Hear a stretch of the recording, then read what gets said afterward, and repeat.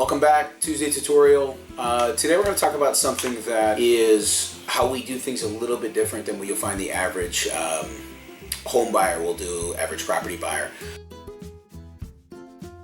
First, we get a phone call in, we send out a lot of letters, we do a lot of marketing, we do a lot of advertising, we do a lot of different things to get people, to get the phone to ring. First thing we want to do is, when the call comes in, is to ask them some basic questions to find out if it's something that we can help them out, and in turn, we could potentially buy their home or buy their property, buy their apartment building, and see if it's a win-win for everyone. So one of the things we do, once we get past that initial stage, we like to go out to the property. We want to visit with the people, and you'll see, we have an advertisement, we buy houses. As cheesy as it sounds, we do buy houses. People, you see those signs everywhere. One thing that we do very, very, very different than what you'll find the average home buyer will do is we don't just buy houses. The whole philosophy of what I teach, and if I go out or if I send somebody else, if one of our salespeople goes out, is not to sell. It's to listen, and it's to help someone. And we don't just want to buy a house. We want to solve a problem. So when you change your thought process of, you get to the property, this is what the seller wants, this is maybe what you want to buy it for, but really, no one wins if you're just giving someone the money they ask for, if they're giving it to you for what you're asking for. Really, if the phone rings and someone calls, there's genuinely a problem. So our goal, focus, and intention is not to buy houses, it's to solve problems. I'll tell two stories. One's got a happy ending, one's got a sad ending. And I'll tell you two experiences. I actually went on both the appointments myself. Great gentleman.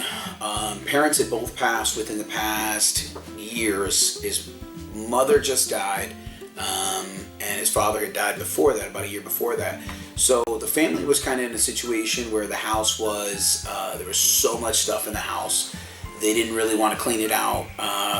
They had roof problems on the outside. So many different things.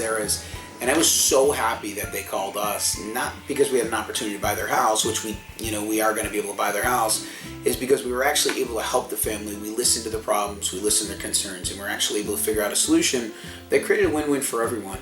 And, I think if the average person that went out there they would try to, because it had a roof problem, they would tell them about all the other potential problems that may exist, it may not. But, a lot of people just use fear to sell. I use honest truth and reality when we go out there to try to help solve a problem. So, the goal is not to get the property for his least amount. The goal is to give the family enough that it makes it easier to move on, solve the problem, and makes it easier to move on with their life. So for that particular instance, we were able to really solve a problem where there was so much stuff in the house. We took the house as is, obviously. It had some other issues too. It had some plumbing issues, but overall a pretty good house. Needed a roof, as I mentioned. But we were able to take the house, and they had so much stuff in there. They have a storage facility. We're going to transport all the stuff that was important. So, we had offered to buy it. They said, will you buy with everything in it? But then as we walked through, I built a real emotional connection with the guy, and he started telling me stories about, his parents and his folks. And then I realized there was actually, there was a lot of emotion attached to things, and it just wasn't junk. It wasn't someone else's crap, but a lot of emotion, he started telling me stories and really connected with them and really started listening to what was going on. So I took a step back, and instead of just, buying this house, it's like, how do you solve this problem, and what can we really do to help the family? We really were able to solve a problem. We put it under contract for a price that was fair for them. We paid all their closing costs. So we really helped them out. So all they got, there was no mortgage on the home. All they got is they get a check, we pay all the closing costs, and we were able to move stuff. We did a lot of different things for them, but in the end, it really helped the family. It wasn't just some guy that came in and just said, $50,000 and I'll take your home, and they might want $60,000. It wasn't about a negotiation. It was about really helping someone, helping a family move forward with their life. So that's the happy story, and I felt great about that.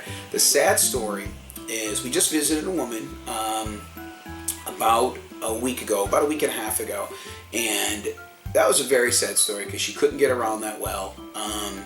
Her kids kind of abandoned her, and I felt bad as we had sent her a letter, I believe, and she had waited so long to call us because she kind of lived in denial about really what was happening. And she has so many things in her home that was important to her that now foreclosure date I think was 7 or 8 days, maybe it was 9 days, right around a week of when her house was actually going to auction. And sadly, we weren't able to stop it and sold at auction. She had waited so long to call us. We weren't able to get to her fast enough. We weren't able to help her.